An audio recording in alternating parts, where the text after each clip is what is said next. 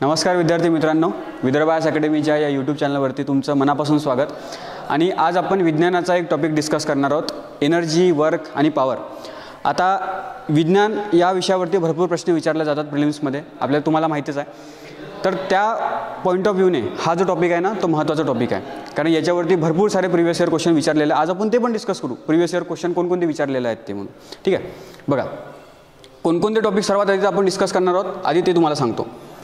हे जे टॉपिक आहेत ते आहेत ऊर्जा म्हणजे काय, एनर्जी म्हणजे काय, ऊर्जेचे प्रकार कोणकोणते आहेत ते आपण पाहू। त्याच्यानंतर law of conservation of energy हा जो नियम जो आहे ना, ऊर्जा अक्षयतेचा नियम, तर हा सुद्धा आपण डिस्कस करू। म्हणजे काय, ऊर्जा कधी नष्ट पण करता येत नाही आणि ही जी ऊर्जा असते ती आपण बनवू पण शकत नाही। फक्त एका रूपामधली जी ऊर्जा आहे तर त्याचं रूपांतर दुसऱ्या ऊर्जेमध्ये होऊ शकते, एका प्रकारच्या ऊर्जेचं रूपांतर दुसऱ्या प्रकारामध्ये होऊ शकते। बाकी आपण निर्माण करू शकत नाही आणि नष्टही करू शकत नाही। तर हा जो आहे हा यालाच आपण ऊर्जा अक्षयतेचा नियम म्हणत असतो, तो सुद्धा आपण डिस्कस करू।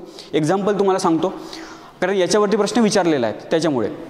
बरं, एक नाही भरपूर सारे प्रश्न विचारले आहेत, 2-2, 3-3 प्रश्न विचारलेले आहेत। आता याच्यामध्ये मी सगळेच प्रश्न प्रिव्हियस इयर क्वेश्चन घेत आहे। याच्यामध्ये राज्यसेवेने विचारलेले किंवा कंबाईनमध्ये विचारलेले किंवा मेन्समध्ये विचारलेले, तर हे अशा सगळ्या टाईपचे। त्याच्यानंतर जीवाश्म इंधन फॉसिल फ्युएल म्हणजे काय होते ते आपण डिस्कस करणार आहोत। वर्क कार्य म्हणजे काय आणि शक्ती म्हणजे काय, ठीक आहे, पॉवर म्हणजे काय, आणि त्याच्यानंतर प्रिव्हियस इयर क्वेश्चन। आता एक एक करून आपण डिस्कस करायला सुरुवात करू। सुरुवात करण्याआधी तुम्हाला काही सांगायचं आहे, सिंहावलोकन ही एक बॅच आहे, ही फास्ट ट्रॅक रिव्हिजन बॅच आहे। आता 28 तारखेला जी प्रिलिम्स होणार आहेत तर त्यासाठी आपण ही फास्ट ट्रॅक बॅच लॉन्च केलेली आहे। याच्यामध्ये लाईव्ह लेक्चर होणार आहेत आणि ज्यांच्याकडून हे लाईव्ह लेक्चर मिस झाले तर त्यांच्यासाठी रेकॉर्डेड लेक्चर पण तिथे असतील, कितीही वेळा तुम्ही पाहू शकता। आणि लाईव्ह लेक्चरमध्ये तुमचे डाऊट वगैरे जे असतील ते सुद्धा क्लिअर होतील आणि एक इन डेप्थ ॲनालिसिस होणार, इन डेप्थ त्याच्यामध्ये शिकवलं जाणार। कारण ज्या लेवलची परीक्षेमध्ये प्रश्न विचारले जात आहेत तर त्या पॉईंट ऑफ व्ह्यूनेच इथे शिकवलं जात आहे। आणि रिव्हिजन बॅच असल्यामुळे साहजिक आहे, ज्यांना बेसिक नॉलेज आहे ऑलरेडी तर त्यांच्यासाठी खूप चांगलं असणार आहे, कारण हे रिव्हिजन होणार आहे, पटकन रिव्हिजन होणार आहे, ठीक आहे। आणि लाईव्ह असणार आहे, आणि लाईव्ह प्लस रेकॉर्डेड। त्याचबरोबर सगळेच्या सगळे प्रिव्हियस इयर क्वेश्चनसुद्धा याच्यामध्ये डिस्कस केले जाणार आहे। प्रिव्हियस इयर क्वेश्चनने काय होते, थोडं आपल्याला एक माहीत पडते की कशा टाईपचे प्रश्न विचारतात, तर त्या पद्धतीने आपण अभ्यास पद्धत पण बदलवतो, ठीक आहे। तर त्याच्यामुळे ते महत्त्वाचं असते, म्हणून इथे प्रिव्हियस इयर क्वेश्चन पण टाकलेले आहेत, ठीक आहे। आता हे तर झालं फास्ट ट्रॅक रिव्हिजन बॅच। अशाच प्रकारची आता टेस्ट सिरीज पण लॉन्च केलेली आहेत, ऑनलाईन आणि ऑफलाईन दोन्ही मोडमध्ये अवेलेबल आहे टेस्ट सिरीज। हे जे महाराष्ट्र नागरी सेवा परीक्षा जी आहे तर त्यासाठी MPSC 28 तारखेला जी होणार आहे त्यासाठी, आणि 21 जानेवारीपासून ती लॉन्च होणार आहे, ठीक आहे। तर हे तुम्ही लक्षात असू द्या, ज्यांना लावायचं आहे तर तुम्ही एन्क्वायरी करू शकता, ठीक आहे। सुरुवात करूया आपण। बघा ऊर्जा म्हणजे काय, सर्वात आधी ऊर्जा म्हणजे काय असते, एखाद्या वस्तूमध्ये काहीतरी काम करण्याची क्षमता असते तर त्या क्षमतेला आपण ऊर्जा म्हणत असतो। कसं, एखादी उदाहरणामधून तुम्हाला सांगतो। एक उदाहरण असं आहे की असं लाकूड आहे, एवढं लाकूड आहे। आता या लाकडाला जर का आपण आग लावली तर हे लाकूड जळायला लागते आणि त्याच्यामधून ऊर्जा बाहेर निघते। म्हणजे या लाकडामध्ये ऊर्जा होती की नाही, काम करण्याची क्षमता होती की नाही, आणि त्या काम करण्याच्या क्षमतेलाच आपण काय म्हणलं, त्या काम करण्याच्या क्षमतेला आपण ऊर्जा म्हणलं। आता फॉर एक्झाम्पल हा पेन आहे, ठीक आहे, हा पेन आहे, या पेनाला थोडंसं वजन आहे। आता ह्या पेनाला जर का मी असं वर उचललं, आता याच्यामध्ये ना एनर्जी आलेली आहे, याला आपण पोटेन्शियल एनर्जी, स्थितीज एनर्जी असं म्हणत असतो, ठीक आहे। आता ही अशी एक वस्तू आहे ज्याच्यामध्ये काम करण्याची क्षमता आहे। काम करण्याची क्षमता म्हणजे आपल्या जागेवरून ती मूव्ह होऊ शकते, आपली जागा बदलू शकते, म्हणजे ते एक प्रकारे काम करू शकते, ठीक आहे।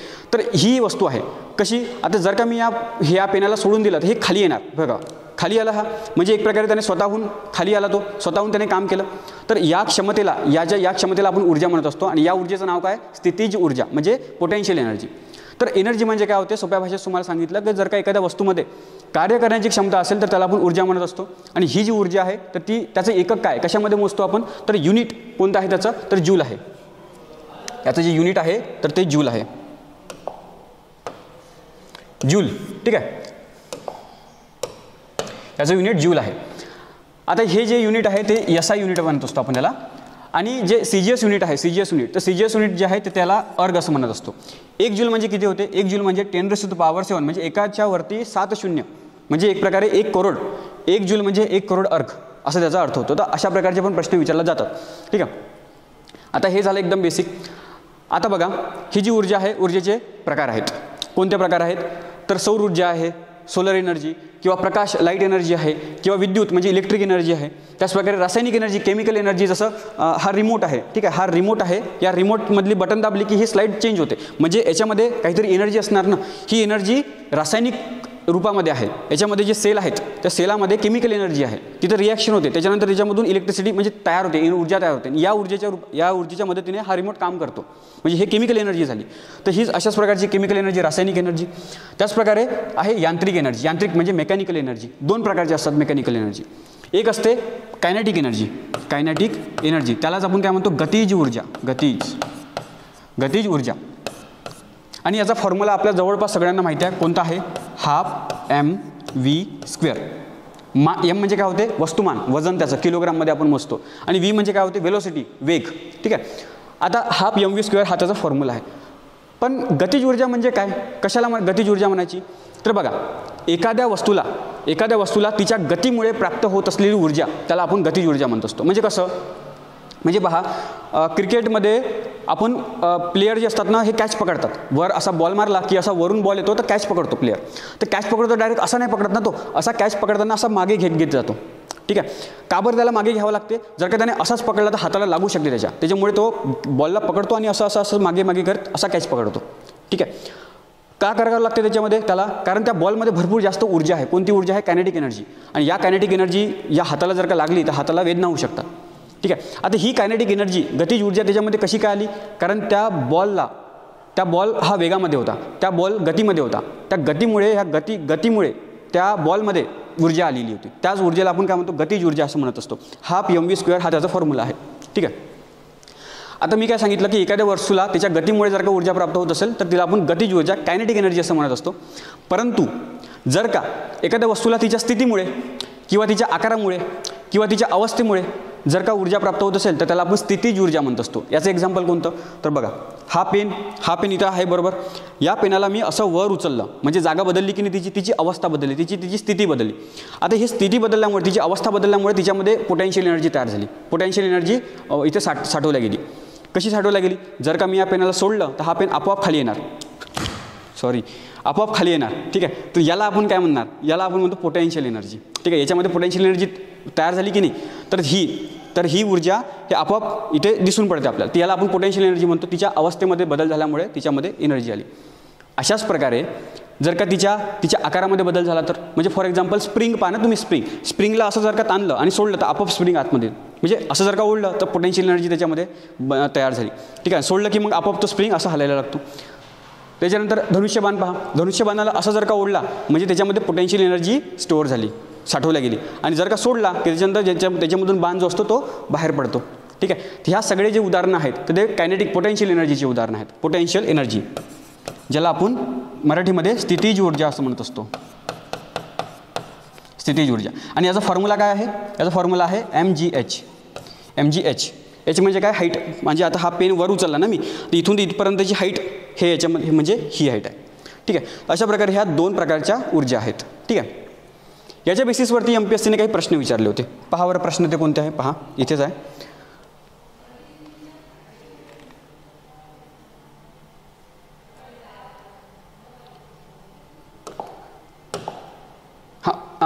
हे बघा, हे प्रश्न आहे.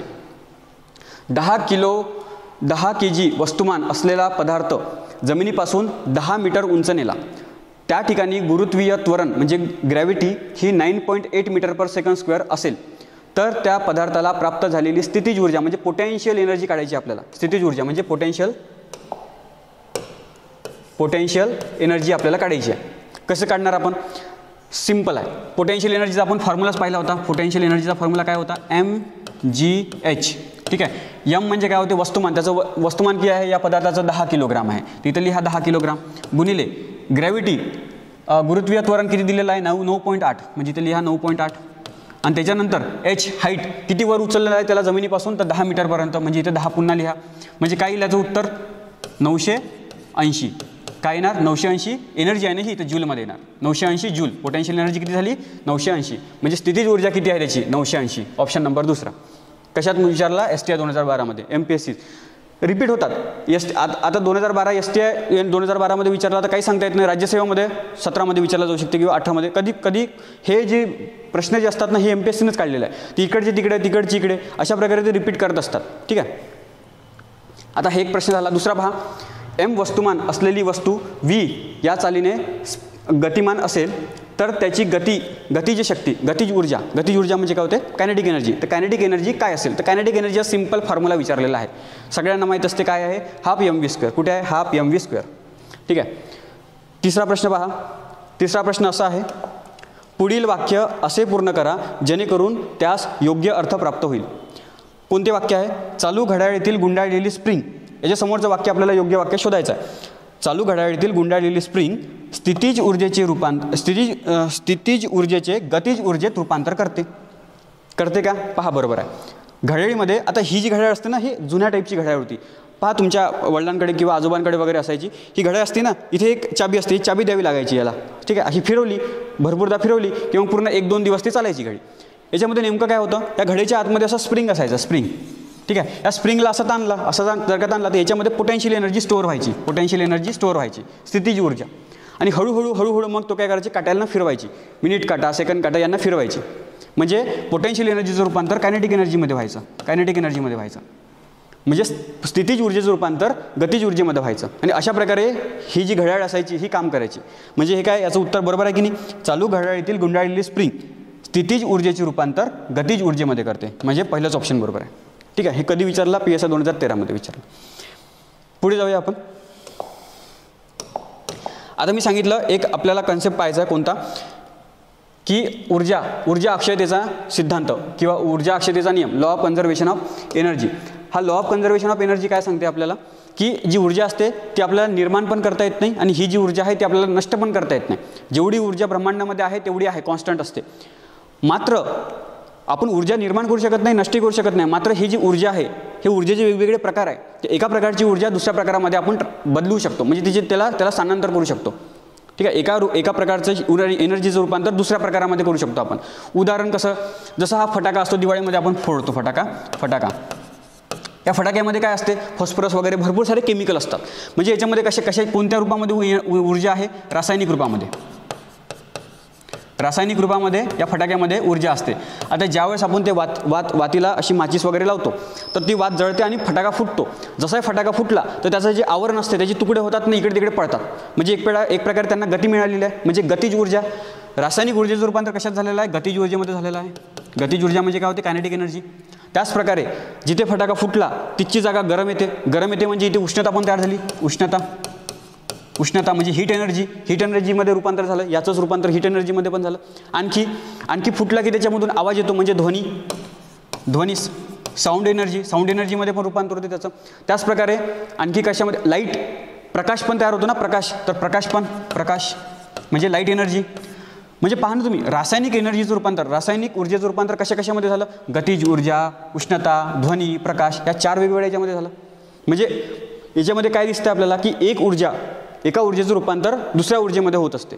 एका प्रकारच्या ऊर्जेचं रूपांतर दुसऱ्या प्रकारामध्ये होत असते. यालाच आपण काय म्हणत असतो? Law of conservation of energy. ऊर्जा ही नष्ट करता येत नाही, बनवता पण येत नाही. फक्त एका ऊर्जेचं रूपांतर दुसऱ्या ऊर्जेमध्ये करू शकतो आपण. ठीक आहे. आता हे फटाक्याचं उदाहरण घेतलं. आणखी एक उदाहरण घेऊ आपण. आणखी एक उदाहरण आपल्याजवळ आहे. आपलं हे जे असते हायड्रोइलेक्ट्रिक पॉवर प्लांट. ठीक आहे. जे जलविद्युत प्रकल्प जे असते याच्यामध्ये काय असते? असं भरपूर सारा पाण्याचं रिझर्वायर असते, मोठं भरपूर पाण्याचं तळ असते. याच्यामध्ये पाणी साठवलं जाते. हे पाणी येते कुठून? अशी एक नदी असते, त्या नदीमधलं पाणी इथं अडवलं जाते एका ठिकाणी. आणि आता हा उंचचा भाग असतो, तर इथे एक डॅम बनवला जाते. ठीक आहे. इथे डॅम बनवला जाते. या डॅमला असे दरवाजे वगैरे असतात. ठीक आहे. आता याच्यामध्ये ना एक पाईप काढला जातो. हा एक इथून पाईप काढला जातो आणि हा पाईप जो आहे तो असा खाली नेला जातो. ठीक आहे. आणि इथे एक टर्बाईन असतो. टर्बाईनला असे पंख असतात, पत्ते असतात. ठीक आहे. आणि त्याच्यानंतर मग इथून पाणी बाहेर निघते. ठीक आहे. आता हे जे पाणी आहे, आता हे पाणी समुद्रसपाटीपासून उंचीवरती आहे, समुद्रसपाटीपासून वर आहे. म्हणजे साहजिक आहे याच्यामध्ये पोटेन्शियल एनर्जी असणार. या पाण्यामध्ये पोटेन्शियल एनर्जी आहे. जसं या पाण्याला या पाईपमधून सोडलं तर हे हा पाईपमधलं जे पाणी आहे ते एकदम फ्लोमध्ये, एकदम स्पीडमध्ये खाली यायला लागते. म्हणजे गतीमध्ये आहे. गतीमध्ये आहे म्हणजे या पाण्याची ऊर्जा, या ऊर्जेला काय म्हणणार आपण? Kinetic energy. कायनेटिक एनर्जी म्हणजे काय? गतिज ऊर्जा. स्थितीज ऊर्जेचं रूपांतर गतिज ऊर्जेमध्ये झालं. आता हे जे पाणी आहे त्याला भरपूर जास्त स्पीड आहे. ही स्पीड काय करते? ही जी टर्बाईन आहे, या टर्बाईनचे जे पंख आहे ना, ह्या पंखाला फिरवते. जसे पंखाला फिरवलं आणि उरलं सुरलं पाणी मग बाहेर निघून जाते. आणि जसं पंखाला फिरवलं की हे पंखा इथंच एक रॉड लागलेला लागतो, आणि हा जो रॉड आहे हा एका जनरेटरला लागलेला असतो. हा जनरेटर काय करतो? हा जनरेटरचे पंख फिरले, जनरेटरचे पण पंख असतात आणि हे पंख कोण फिरवतात, तर ह्या टर्बाईन फिरवतात. जसं ह्या जनरेटरचे पंख फिरले की मग याच्यामध्ये इलेक्ट्रिसिटी तयार होते, विद्युत ऊर्जा तयार होते आणि ही जी ऊर्जा आहे ती मग आपल्या घरी वगैरे येते. ठीक आहे, जवळचे जे खेडेगाव आहे किंवा शहर वगैरे आहे तर त्यांनाच ही ऊर्जा पुरवली जाते. तर अशा प्रकारे इथे ऊर्जा तयार होऊन राहिली, विद्युत ऊर्जा तयार होऊन राहिली. परंतु कशाच्या मदतीने होत आहे, हे पाण्याच्या मदतीने. इथे काय आहे, पाणी आहे, परंतु ह्या पाण्यामध्ये एनर्जी कोणती आहे, पोटेन्शियल एनर्जी आहे, कारण ते उंचावरती आहे. पहिले तर या पोटेन्शियल एनर्जीचं रूपांतर कायनेटिक एनर्जीमध्ये होते. ही कायनेटिक एनर्जी टर्बाईनचे पंख फिरवते आणि इलेक्ट्रिसिटी तयार होते जनरेटरद्वारे. तर अशा प्रकारे हे एका एनर्जीचं रूपांतर दुसऱ्या एनर्जीमध्ये, दुसऱ्याचं रूपांतर तिसऱ्या एनर्जीमध्ये होत आहे. ठीक आहे, यालाच आपण काय म्हणतो, law of conservation of energy. ठीक आहे, आता याच्या बेसिसवरती प्रिव्हियस इयर क्वेश्चन आहे आपल्याजवळ. कोणते आहे पहा, हायड्रो पॉवर प्लांट. ठीक आहे, हायड्रो पॉवर प्लांट याच्यामध्ये काय होते, असे टॅक्स असिस्टंट 2013 प्रश्न विचारला. कायनेटिक एनर्जीचं विद्युत ऊर्जेत रूपांतर होते. कायनेटिक पहिले काय होते, सर्वात पहिले तर कशाचं रूपांतर होते, पोटेन्शियल एनर्जीचं रूपांतर. पोटेन्शियल एनर्जीचं रूपांतर कायनेटिक एनर्जीमध्ये होते आणि त्याच्यानंतर कायनेटिक एनर्जीचं रूपांतर इलेक्ट्रिक एनर्जीमध्ये होते, म्हणजे विद्युत ऊर्जेमध्ये होते. इथे काय म्हणत आहे, कायनेटिक एनर्जीचं रूपांतर विद्युत, म्हणजे डायरेक्ट कायनेटिक एनर्जीचं रूपांतर विद्युतमध्ये. पोटेन्शियल एनर्जी कुठे गेली. ठीक आहे, म्हणजे पहिलं ऑप्शन अर्धच बरोबर आहे. दुसरं काय म्हणते, विद्युत ऊर्जा पाण्यातून काढली जाते. हा, विद्युत ऊर्जा तर पाण्यातूनच काढली जाते, परंतु असं नाही येते. पाण्याचे वाफेत रूपांतर, हां हे वगैरे काही होत नाही, पाण्याचे वाफेत रूपांतर इथे होत नाही. चौथा पहा, पोटेन्शियल ऊर्जेचे रूपांतर विद्युत ऊर्जेमध्ये होते. तर हे बरोबर आहे, चौथं ऑप्शन बरोबर आहे. पोटेन्शियल एनर्जीचं रूपांतर विद्युत एनर्जीमध्ये होते. ठीक आहे, दुसरा प्रश्न पहा, एक्सरसाइज 2017 विचारला. सेम प्रश्न रिपीट झालेला आहे. जलविद्युत केंद्रामध्ये ऊर्जेचे रूपांतर होते. कोणत्या ऊर्जेचे रूपांतर कशामध्ये होते हे विचारलेलं आहे. पहा, गतिज ऊर्जेचे रूपांतर स्थितीज नाही, हे चुकीचं आहे. स्थितीजचे गतिजमध्ये होते. स्थितीज ऊर्जेचे रूपांतर गतिजमध्ये होते आणि गतिमानचे विद्युत. हां हे बरोबर आहे, दुसऱ्या नंबरचं. ठीक आहे, रिपीट झाला प्रश्न. आणखी रिपीट झालेला आहे. PSI 2013 जलविद्युत प्रकल्पामध्ये, हायड्रोइलेक्ट्रिक पॉवर प्लांटमध्ये कशाचे रूपांतर कशामध्ये होते. काय म्हणतो आपण, पहिला ऑप्शन काय, विद्युत ऊर्जा पाण्यातून काढली जाते. हा, विद्युत ऊर्जा पाण्यातून काढली जाते, परंतु असं नाही येते. साचलेल्या पाण्यातील गतिज ऊर्जेचे रूपांतर विद्युत ऊर्जेत केले जाते. साचलेल्या पाण्यातील गतिज, साचलेल्या पाण्यात गतिज ऊर्जा राहील का, नाही, साचलेल्या पाण्यात स्थितीज ऊर्जा राहील. ठीक आहे, हे चुकीचं आहे. इथे गतिज नव्हतं पाहिजे, स्थितीज पाहिजे होतं. तर हे ऑप्शन चुकीचं आहे. पाण्याचे रूपांतर वाफेत करून टर्बाईनला फिरवून विद्युत निर्मिती केली जाते. तर पाण्याचे रूपांतर वाफेत नाही करत इथे, हे पण चुकलं. त्याच्यानंतर पहा, साचलेल्या पाण्यातील स्थितीज ऊर्जेचे रूपांतर, हां हे बरोबर आहे, स्थितीज ऊर्जेचे रूपांतर विद्युत ऊर्जेमध्ये केले जाते. तर चौथा ऑप्शन बरोबर आहे. ठीक आहे, चला पुढे जाऊया.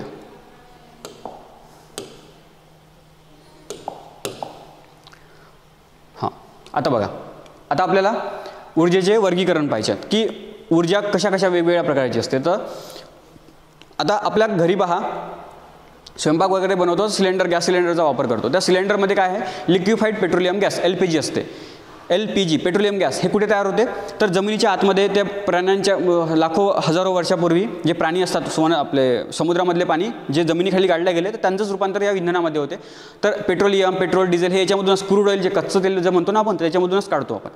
तर तिथेच ना गॅस तयार होते, नॅचरल गॅस. ठीक आहे, तर त्याच नॅचरल गॅसला कॉम्प्रेस केलं जाते, एकदम जास्त दाबलं जाते आणि या गॅसचं रूपांतर द्रवामध्ये, लिक्विडमध्ये केलं जाते आणि त्यालाच आपण लिक्विफाईड पेट्रोलियम गॅस असं म्हणत असतो. आणि आपल्या सिलेंडरमध्ये तेच असते, एवढंसं सिलेंडर असते, परंतु 14-15 किलो असते त्याच्यामध्ये गॅस.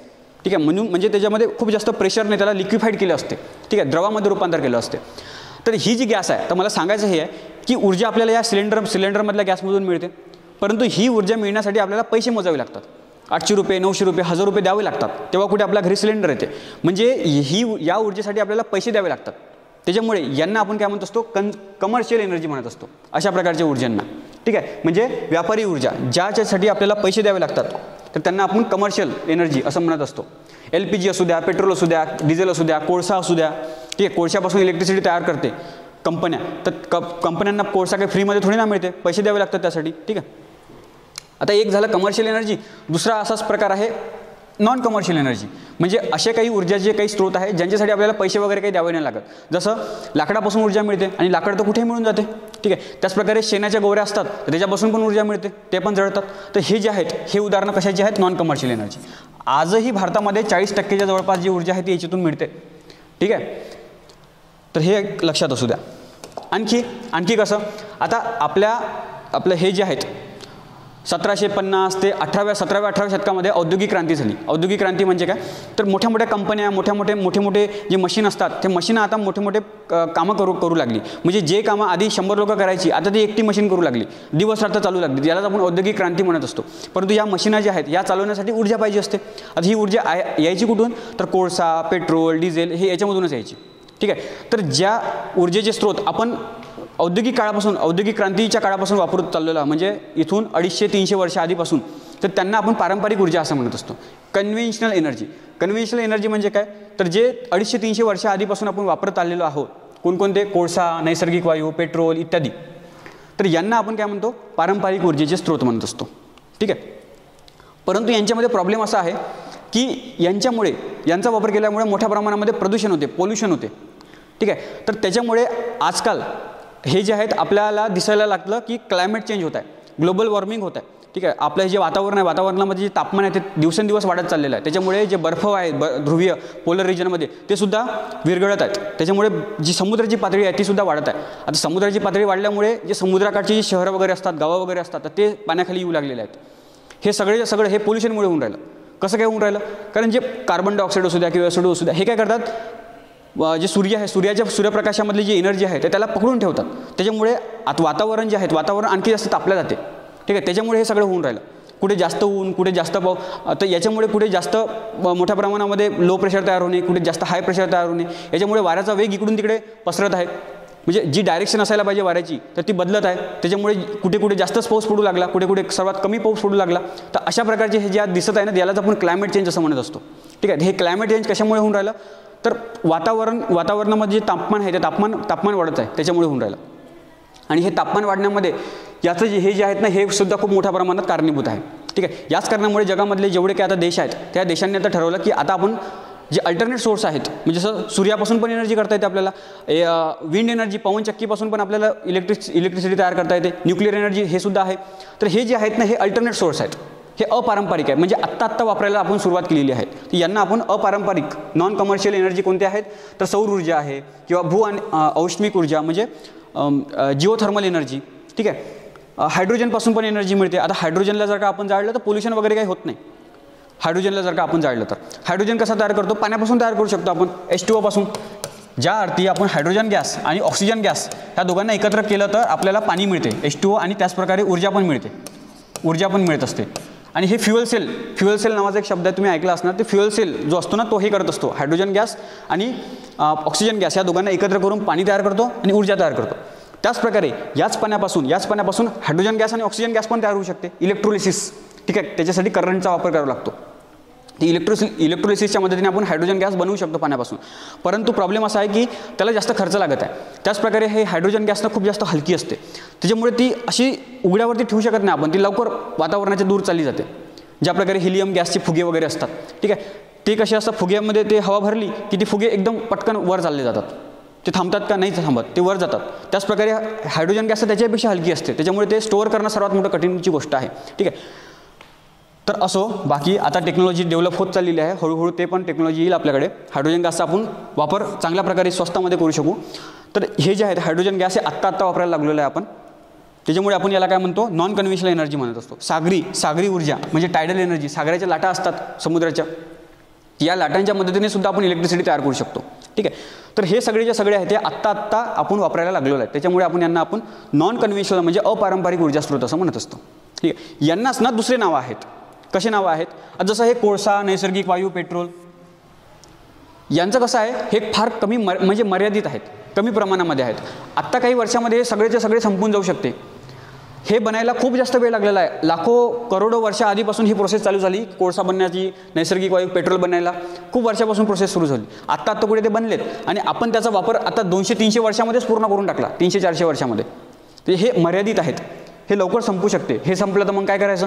ठीक आहे. तर म्हणून यांना आपण काय म्हणतो, असं दुसरं नाव दिलेलं आहे. कोणतं, तर अपुनर्निर्मितीक्षम. ही जी ऊर्जा आहे ती पुन्हा निर्माण नाही करू शकत आपण.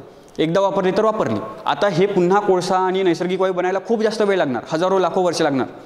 ठीक आहे. तोपर्यंत आपण जगू नाही जगू, मनुष्यच ही जी प्रजाती आहे, मनुष्याची प्रजाती, तेच राहील की नाही माहीत नाही. ठीक आहे. तर हे मर्यादित आहे. त्याच्यामुळे यांना आपण अपुनर्निर्मितीक्षम म्हणजेच नॉन रिन्युएबल एनर्जी असं म्हणत असतो. ठीक आहे. कन्व्हेन्शनल एनर्जीला नॉन रिन्युएबल एनर्जी आणि नॉन कन्व्हेन्शनल एनर्जीला रिन्युएबल एनर्जी असं म्हणत असतो.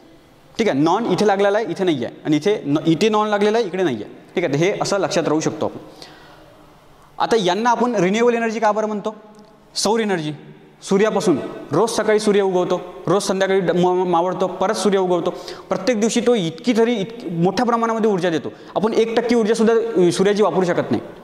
ठीक आहे. तर मग ही ऊर्जा जी आहे ती अनंत आहे, भरपूर मोठ्या प्रमाणामध्ये उपलब्ध आहे आपल्याला. तर यांना हे काय आहेत? पुनर्निर्मितीक्षम आहे. त्याचप्रकारे हवेपासून विंड एनर्जी, पवनचक्क्या असतात, तर ते काय वारा जो होतो तो मर्यादित आहे का? वारा नाही, कंटिन्युअसली चालू राहते. पुनर्निर्मितीक्षम आहे. त्याच्यामुळे आपण यांना रिन्युएबल एनर्जी असं म्हणत असतो. ठीक आहे. हायड्रोजन, तर हायड्रोजन तसंच आहे ना, पाण्यापासून आपण हायड्रोजन गॅस बनवू शकतो ना. ऊर्जा लागते परंतु बनवू शकतो ना, अनलिमिटेड तर आहे ना पाणी उपलब्ध. तर त्याच्यामुळे यांना आपण काय म्हणत असतो? रिन्युएबल एनर्जी असं म्हणत असतो. तर हे थोडं लक्षात ठेवायचं आहे. आता पहा, तुम्हाला जीवाश्म इंधनाबद्दल सांगितलं की लाखो करोडो वर्ष आधी जे सजीव होते, हे सजीव, आता सजीव 2 प्रकारचे आहेत, वनस्पती आणि प्राणी. तर हे जे आहेत हे जमिनीखाली गाडले गेले. आता जसजसे जमिनीखाली गाडले गेले तर जमिनीच्या आतमध्ये तापमान वाढत जाते. ठीक आहे. बरं, तापमान तर वाढते जमिनीच्या खाली, आणि वरची जी माती दगड आहे त्याचेसुद्धा प्रेशरसुद्धा वाढते, म्हणजे तापमानही वाढते, प्रेशरही वाढते. आणि आतमध्ये बॅक्टेरिया असतात. ते बॅक्टेरिया काय करतात? हे जे मृत सजीव आहेत, मृत सजीव, तर यांचं डिकम्पोजिशन करतात, आणि ऑक्सिजनची गरजही नसते यांना, म्हणून यांना काय म्हणतात? अनएरोबिक डिकम्पोजिशन म्हणतात. म्हणजे ऑक्सिजन शिवाय त्यांचं डिकम्पोजिशन करत असतात. यालाच आपण विनॉक्सी श्वसन अपघटन असं म्हणत असतो. डिकम्पोजिशनला अपघटन म्हणतो. जसं या बॅक्टेरियाने हे केलं की हे जे सजीव आहेत, वनस्पती आणि प्राणी, यांच्या शरीराचं रूपांतर फॉसिल फ्युएल म्हणजे इंधनामध्ये होते. ठीक आहे. कसं? हे जे झाडे आहेत, झाडांचं रूपांतर, वनस्पतींचं रूपांतर कोळशामध्ये होते, आणि प्राणी जे आहेत, प्राण्यांचं रूपांतर पेट्रोलियम, क्रूड ऑइल जे म्हणतो आपण त्याला, किंवा नॅचरल गॅस, याच्यामध्ये होते. प्राणी कोणते? समुद्रातले प्राणी. ठीक आहे. समुद्रातले प्राणी, आता मोठ्या मोठ्या मासोळ्या वगैरे असतात, त्या मरण पावल्या की बुडाला जाऊन ते बसतात. त्याच्यावरती माती येत राहते, पुन्हा मरत राहतात, पुन्हा येत राहते. म्हणजे हे जे सजीवांचे जे शरीर आहे ते खाली जात राहते. त्याच्यामुळे त्यांचं डिकम्पोजिशन होत राहते, आणि त्यांचं मग त्यांच्या शरीराचं रूपांतर जे आहे ते पेट्रोलियममध्ये होते. परंतु या प्रोसेसला खूप जास्त वेळ लागतो, हजारो लाखो करोडो वर्षे लागतात. ठीक आहे, हे बनायसाठी. त्याच्यामुळे तर यांना आपण काय म्हणलं? नॉन रिन्युएबल म्हणलं. पुन्हा निर्माण नाही करता येत आपल्याला. त्याचप्रकारे हे कन्व्हेन्शनल आहे, हे आधीपासून वापरत चाललेलं आहे. म्हणजे हे जे फॉसिल फ्युएल आहे यांना 2 नावे आहेत. कोणती? एक आहे कन्व्हेन्शनल आणि दुसरा आहे नॉन रिन्युएबल. ठीक आहे. चला पुढे जाऊया आपण. इथे चित्र दिलेलं आहे. कशा प्रकारे? हा समुद्र आहे, समुद्रामधले हे सजीव बुडायला लागतात, आणि वरती माती झाकली जाते त्यांच्या शरीरावरती, आणि जसजसं ते खाली जातात तसतसं प्रेशर आणि टेम्परेचर पण वाढत जाते, आणि ते डिकम्पोजिशन झालं की मग त्यांचं रूपांतर इंधनामध्ये होते. त्याचप्रकारे हे जंगल आहे, जंगलामधले जे झाडं जसजसे जमिनीच्या खाली जात राहतात तसतसं त्यांचं रूपांतर कोळशामध्ये होत राहते. ठीक आहे. तर अशा प्रकारे हे होते. आता कार्य काय आहे ते आपण पाहूया. कार्य म्हणजे काय? वर्क म्हणजे काय? तर एखादी कार्य, आणि मी तुम्हाला सांगितलं ऊर्जा समजून सांगत असताना की ऊर्जा म्हणजे काय असते, तर एखाद्या वस्तूमध्ये कार्य करण्याची क्षमता म्हणजेच ऊर्जा. म्हणजे एक प्रकारे काय आहे? ऊर्जा आणि कार्य दोन्ही पण सेमच आहे. ठीक आहे. दोघांचंही एकक जे असते ना, तर ते सुद्धा जूलच असते. दोघांचं युनिट सेम आहे, आणि दोघांचंही जवळपास सारखंच आहे. दोघेजण सारखेच आहे, फक्त नाव वेगवेगळे आहे. आणि समजून घेताना आपल्याला थोडं वेगळा अप्रोच ठेवावा लागतो. वर्क म्हणजे काय होते? वर्क म्हणजे असं होते, आता मी तुम्हाला सांगितलं एखादी वस्तू मोशनमध्ये आहे, एखादी वस्तू गतीमध्ये आहे, तर गती देण्यासाठी, एखाद्या वस्तूला गती देण्यासाठी आपल्याला बल पाहिजे असतो, फोर्स पाहिजे असतो. ठीक आहे. आणि जर का एखाद्या वस्तूला, आता फॉर एक्झाम्पल हा रिमोट आहे, मी हातावरती ठेवला, आता याला स्वतःहून तर हा जाणार नाही ना समोर, मला धक्का द्यावा लागणार म्हणजे मला फोर्स द्यावा लागणार. मी फोर्स दिला आणि हा समोर गेला, इथून ते इथपर्यंत डिस्टन्स तो समोर गेला. याला आपण काय म्हणतो? डिस्प्लेसमेंट, विस्थापन असं म्हणत असतो. जेवढा फोर्स लावला आणि या फोर्सने ही वस्तू किती समोर गेली, म्हणजे एक प्रकारे त्याने काहीतरी चाल पण घेतली ना, म्हणजे एक प्रकारे विस्थापन पण झालं. तर किती या फोर्सने किती काम केलं, म्हणजे किती डिस्प्लेसमेंट केलं या वस्तूचं, तर त्यालाच या दोघांच्या गुणाकाराला आपण फोर्स असं वर्कडन असं म्हणत असतो. म्हणजे काय वर्कडन म्हणजे काय होते, तर बल इंटू बल गुणिले विस्थापन. बल म्हणजे काय होते? फोर्स, आणि विस्थापन म्हणजे डिस्प्लेसमेंट. ठीक आहे. फोर्स इंटू डिस्प्लेसमेंट म्हणजे काय? तर वर्कडन. आणि याचं युनिट काय? फोर्सचं युनिट काय असते? न्यूटन असते. आणि सेकंड आपलं टाईमचं युनिट काय असते? फोर्सचं युनिट काय असते? न्यूटन. फोर्सचं युनिट असते न्यूटन, आणि टाईमचं युनिट काय असते? सेकंड. ठीक आहे. टाईम नाही आहे, हा डिस्प्लेसमेंट आहे ना. डिस्प्लेसमेंटचं युनिट काय असते? मीटर असते. तर न्यूटन मीटर हे वर्कडनचं युनिट आहे. आणि यालाच आपण दुसरं नाव आहे जूल. तर जूलमध्ये पण मोजू शकतो, न्यूटन मीटरमध्ये पण मोजू शकतो. ठीक आहे. आता बघा, हा जो फोर्स आहे, आता फोर्स जो आहे ना, हा वेक्टर क्वांटिटी आहे. वेक्टर म्हणजे काय होते? सदिश. ज्याला दिशा आहे, म्हणजे ज्या राशीला दिशा असते. फॉर एक्झाम्पल डिस्प्लेसमेंट, आता हे डिस्प्लेसमेंटसुद्धा वेक्टर क्वांटिटीज आहे, म्हणजे दोन्ही पण वेक्टर क्वांटिटी आहे. ठीक आहे. विस्थापन म्हणजे काय होत असते, स्टार्टिंग पॉईंट आणि एंडिंग पॉईंट, प्रारंभ बिंदू आणि अंतिम बिंदू यांच्यामधलं कमीत कमी अंतर, परंतु एका स्पेसिफिक डायरेक्शनने गेल्यानंतरच ते कमीत कमी अंतर येणार. ठीक आहे. म्हणजे जसं हे बघा, हा एक बिंदू आहे, हा एक बिंदू आहे. जर का मी इथून इथपर्यंत असं गेलो तर हे काय झालं, माझं डिस्टन्स झालं. अशा हा रस्ता होता. परंतु हा स्टार्टिंग पॉईंट ए आणि एंडिंग पॉईंट बी याचं जर का या डायरेक्शनने, नॉर्थ ईस्ट डायरेक्शनने जर का आपण गेलो तर कमीत कमी अंतरामध्ये आपण बीपर्यंत पोहोचू शकतो. तर याला आपण डिस्प्लेसमेंट म्हणत असतो आणि याला आपण डिस्टन्स म्हणत असतो. ठीक आहे. तर ह्या डिस्प्लेसमेंटला एक स्पेसिफिक डायरेक्शन आहे, याला डायरेक्शन आहे का डिस्टन्सला नाही आहे, म्हणून याला आपण वेक्टर क्वांटिटी म्हणत असतो. सेम टू सेम फोर्ससोबत पण होते.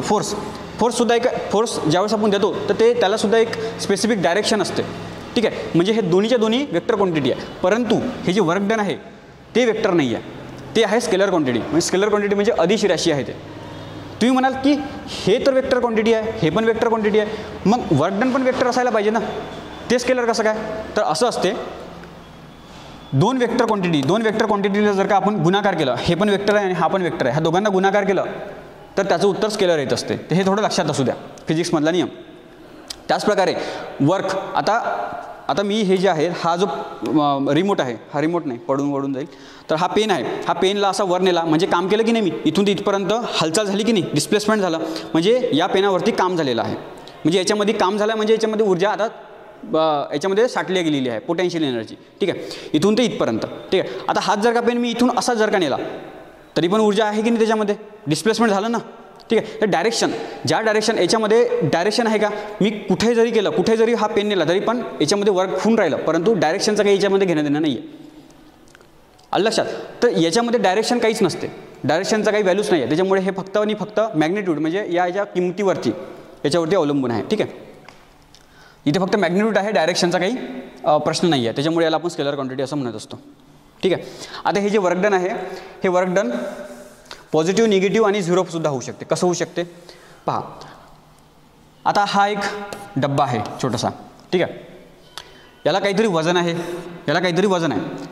ठीक आहे. कोणतं वजन आहे, एम, मास, एवढं त्याचं वस्तुमान आहे. ठीक आहे.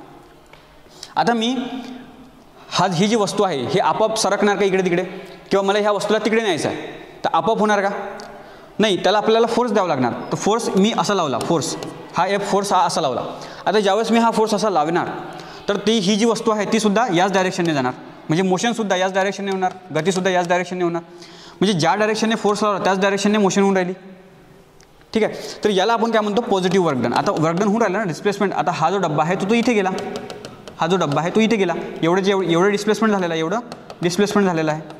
म्हणजे काय होऊन राहिलं, एवढा फोर्स लावला आणि एवढं डिस्प्लेसमेंट झालं, तर म्हणजे इथं काम झालेलं आहे. परंतु ज्या डायरेक्शनने फोर्स लावला त्याच डायरेक्शनने हे डिस्प्लेसमेंट होऊन राहिलं, म्हणून याला आपण पॉझिटिव्ह वर्क डन असं म्हणत असतो. परंतु जर का बॉक्स असा येऊन राहिला असणार, ठीक आहे, हा जर का बॉक्स असा येत आहे, या डायरेक्शनने हा येऊन राहिला, ठीक आहे, हा मोशनमध्ये, ऑलरेडी हा मोशनमध्ये असं आपण म्हणू, आणि याला आपण अडवलं, तर अडवल्या त्याच ठिकाणी तो थांबणार नाही ना. तो काय करणार, आपल्या हाताला पण मागे घेऊन जाणार थोड्या वेळपर्यंत, आणि मग तरी पण आपण फोर्स लावून राहिलो, त्याच्यानंतर मग तो जाऊन थांबणार हा डब्बा. ठीक आहे. म्हणजे इथे होऊन काय राहिला, हा जो बॉक्स आहे तो या दिशेने मूव्ह होऊन राहिला, पहिलेच मोशनमध्ये आहे तो. त्याच्यानंतर आपण विरुद्ध दिशेने फोर्स लावला तरीसुद्धा आपल्या फोर्सला तो आपल्याला मागे घेऊन गेला, म्हणजे डिस्प्लेसमेंट होत आहे, इथे डिस्प्लेसमेंट होत आहे, थोडंसं डिस्प्लेसमेंट होत आहे, परंतु ज्या डायरेक्शनने फोर्स लावला त्याच्या विरुद्ध डायरेक्शनने डिस्प्लेसमेंट होत आहे.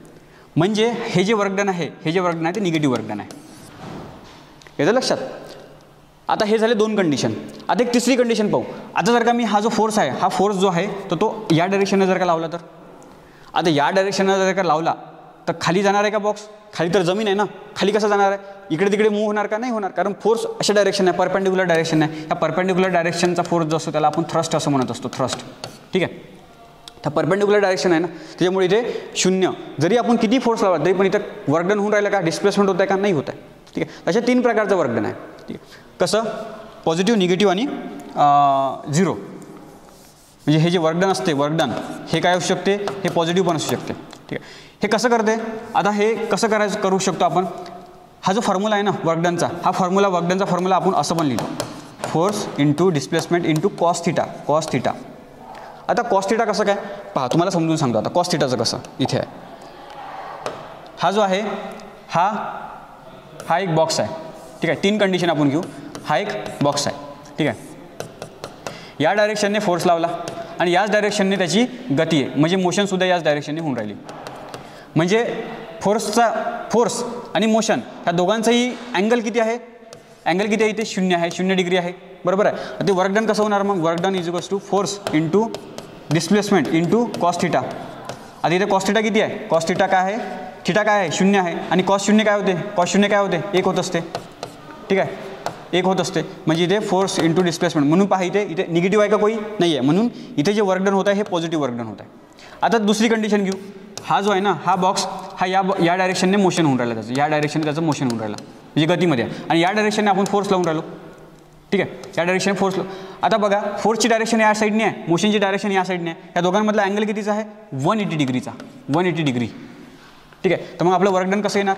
वर्क डन म्हणजे काय होते? Force into displacement into cos theta. आणि थिटा काय आहे? 180 कॉस 180. कॉस 180 काय येते? -1 येते. म्हणून याचं उत्तर, ह्या वर्क डनचं उत्तर मायनसमध्ये येते, निगेटिव्हमध्ये येते. म्हणून हे जे वर्क डन आहे ते निगेटिव्हमध्ये आहे. तिसरी कंडिशन कोणती आहे? हाच बॉक्स आहे आणि आता फोर्स कशा लावून राहिलो आपण? या डायरेक्शनला, परपेंडिक्युलर डायरेक्शनने लावून राहिलो. हा काय आहे? फोर्स आहे. आणि मोशन होऊन राहिली का कुठं? नाही होत आहे, कारण हे 90 डिग्री आहे ना, इथे 90 डिग्री आहे. मग इथं पाहतोय वर्क डन काय होणार? Force into displacement into cos theta. तसं तर डिस्प्लेसमेंट होत नाही आहे, सर्वात पहिले तर डिस्प्लेसमेंट होत नाही आहे, त्यामुळे हे तर 0च आहे. त्याचबरोबर हे जे कॉस इथे काय येणार? कॉस 90. आणि कॉस 90 काय होते? 0 होत असते. 0 गुणिले हे 0, म्हणजे वर्क डन काय आहे इथे? 0 आहे. अशा प्रकारे 3 प्रकारचं वर्क डन होते, पॉझिटिव्ह, निगेटिव्ह आणि 0, ठीक आहे. हां, आपण पुढे जाऊया. पॉवर म्हणजे काय होते? आता पॉवर आणि हे जे वर्क आहे हे सोबत पाहू, त्याच्यानंतर प्रिव्हियस इयर क्वेश्चन आपण पाहून घेऊ. शक्ती म्हणजे काय होते? तर कार्य करण्याचा दर. कार्य करण्याचा दर म्हणजे काय? शक्ती. म्हणजे कमीत कमी वेळेमध्ये जास्तीत जास्त जर का काम करत असेल तर ती वस्तू किंवा तो व्यक्ती शक्तिशाली आहे असं आपण म्हणू. कमीत कमी वेळेमध्ये जास्तीत जास्त कार्य, याला आपण शक्तिशाली म्हणणार आपण, ठीक आहे. म्हणजेच याचा फॉर्म्युला काय असणार? पॉवर म्हणजे काय होते? Work done upon time. Work done upon time. Work done कशामध्ये मोजतो आपण? जूलमध्ये मोजतो, ठीक आहे. आणि टाईम कशामध्ये मोजतो? सेकंद. म्हणजे पॉवरचं युनिट काय आहे? Joule per second. यालाच आपण दुसरं युनिट कोणतं आहे? वॅट, ठीक आहे. तर अशा प्रकारे याचं युनिट आहे आणि हे कार्य आहे. आता प्रॅक्टिकल लाईफमध्ये ना आपण वॅटचा वापर करत नाही, आपण किलोवॅट आवरचा वापर करत असतो. किलोवॅट आवर. कसं? किलोवॅट. आता वॅट खूप छोटा आहे ना, त्याच्यामुळे आपल्याला नेहमी किलोवॅटचा वापर करावा लागतो. किलोवॅट आवर टाईम. आता हे कसं काय काढलं? पहा, इथे पॉवर आहे, हा आहे पॉवर, ठीक आहे. हा power, work done upon time. Power कशामध्ये मोजतो आपण? वॅटमध्ये मोजतो, बरोबर. हा जो वर्क डन आहे, हा वर्क डन कशामध्ये मोजतो? जूलमध्ये मोजतो. आणि टाईम कशामध्ये मोजतो? सेकंडमध्ये मोजतो, ठीक आहे. आता ह्या सेकंडला इकडे घेऊन जा तुम्ही. वर्क डन म्हणजे हा वॅट आहे, watt into second is equals two joule. आता याला किलो करा बरं. किलो वॅट इथे होणार. आता ह्या सेकंडचं व अवरमध्ये रूपांतर करायचं, किलोवॅट आवर, आणि इकडे जूलचं किलो जूलमध्ये करा. म्हणजे अशा प्रकारे किलोवॅट आवर आणि किलो जूल हे एकमेकांशी संबंधित आहे. प्रॅक्टिकल लाईफमध्ये आपल्याला पॉवरचा वापर अशा प्रकारे करत असतो आपण, ठीक आहे. किलोवॅट आवर. आपण म्हणतो ना की आपल्या घरी एवढं बिल आलं, या महिन्याला एवढं बिल आलं, जानेवारी महिन्यात 1500 रुपये बिल आलं, 300 रुपये एवढं युनिट जळलं असं म्हणतो आपण. 300 युनिट जळलं असं आपण म्हणत असतो. 300 युनिट या महिन्याला जळलं आणि त्यानुसार मग आपल्याला बिल येते. म्हणजे 300 युनिट म्हणजे नेमकं काय? 300 युनिट म्हणजे किलोवॅट आवर. एवढं युनिट, एवढं जळलं, 300 किलोवॅट आवर एवढी इलेक्ट्रिसिटी जळली असं त्याचा अर्थ होतो. आणि आपल्याला माहिती आहे की एका युनिटचा 1 युनिट किती रुपयाला गव्हर्नमेंट देते आपल्याला? आता उदाहरणासाठी आपण म्हणू 5 रुपयाला देते, ठीक आहे. तर मग अशा प्रकारे मग बिल निघते. 300 युनिट जळलं आणि 1 युनिट 5 रुपयाला, म्हणजे किती होईल याचं उत्तर? 1500 रुपये आपल्या घरी बिल येते. येतं लक्षात? अशा प्रकारे ते काम करत असते.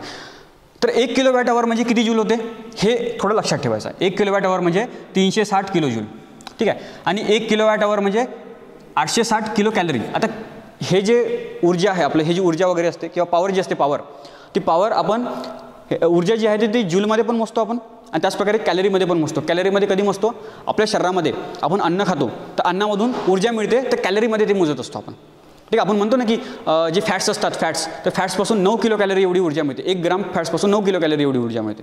त्याचप्रकारे एक प्रथिनेपासून, प्रोटीनपासून 4 किलो कॅलरी एवढी ऊर्जा मिळते. तर असं आपण म्हणतो ना, तर ती ऊर्जा आहे परंतु कॅलरीमध्ये मोजतो, ठीक आहे. जूलमध्ये मोजत नाही आपण आपल्या शरीरामधली ऊर्जा.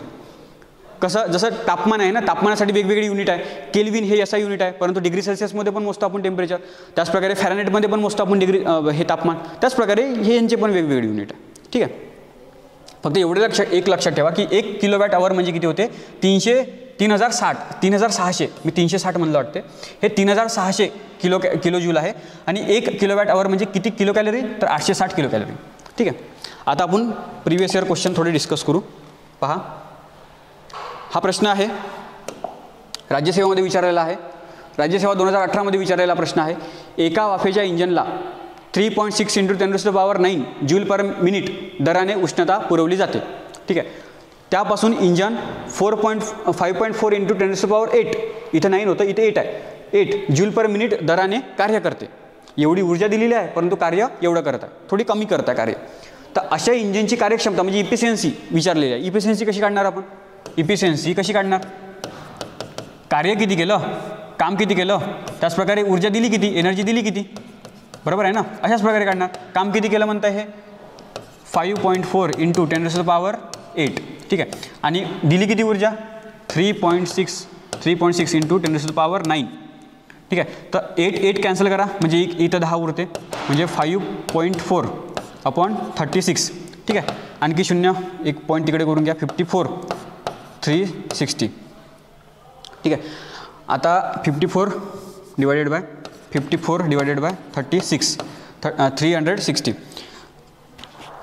याला 3ने भाग जाईल का, 6ने भाग जाईल का, 6 हां 6ने भाग जातो डायरेक्ट 9 आणि 30. आणखी 3ने भाग जातो 3 नाही, इथे 60 येईल ना, 6 येईल, इथे 6 येईल, सॉरी. आणि 3 / इथे 20 म्हणजे 3/20. 3/20 म्हणजे किती होते, किती पर्सेंट होते, 0.15 होते, म्हणजे एवढे टक्के 15%. ती इफिशियन्सी किती यायची, कार्यक्षमता किती असणार, 15% असणार. ठीक आहे. तर अशा प्रकारे दुसरा प्रश्न पहा, राज्यसेवा 2021मध्ये विचारलेला प्रश्न.